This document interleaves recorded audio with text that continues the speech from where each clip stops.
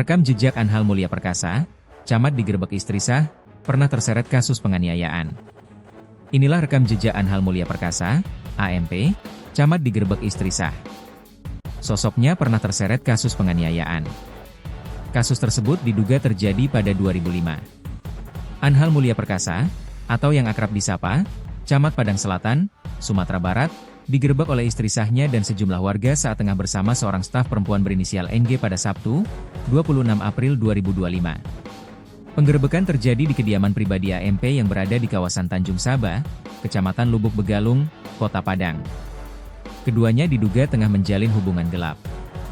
Sekretaris Daerah Kota Padang, Andre Harmadi Algamar, mengonfirmasi bahwa usai kejadian tersebut, AMP dan NG langsung diamankan oleh petugas.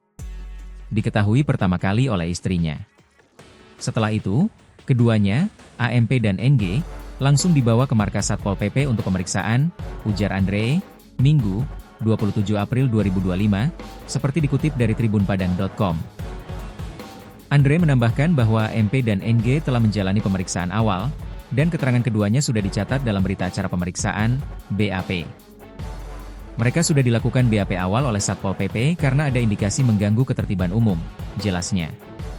Profil singkat Anhal Mulia Perkasa. Siapakah sebenarnya Anhal Mulia Perkasa? Mengutip dari Lama Padang Go ID, AMP saat ini menjabat sebagai camat Padang Selatan. Ia memiliki gelar SSTP dan MPA, dengan tanggal lahir tercatat pada 29 Maret 1984, sesuai data nomor induk pegawai, NIP. Ia resmi menjadi aparatur sipil negara, ASN, sejak Desember 2002. Berdasarkan informasi dari Pit Padang Go ID, sebelum menjadi camat, AMP pernah menjabat sebagai Kepala UPTD Pasaraya. Lewat akun media sosial lamanya, AMP menyatakan bahwa dirinya adalah penggemar berat klub sepak bola asal Inggris, Arsenal.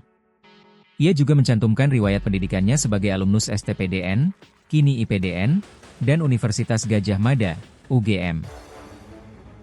Pencarian di Google menunjukkan bahwa MP merupakan lulusan Magister Administrasi Publik dari UGM. Ia menyelesaikan studi pada tahun 2011 dengan tesis berjudul Manajemen Tanggap Darurat Bencana di Kota Padang, sebagaimana tercantum di laman UGM ACID. AMP bukan nama baru dalam pemberitaan. Pada tahun 2005, namanya sempat terseret dalam kasus kekerasan terhadap junior di IPDN.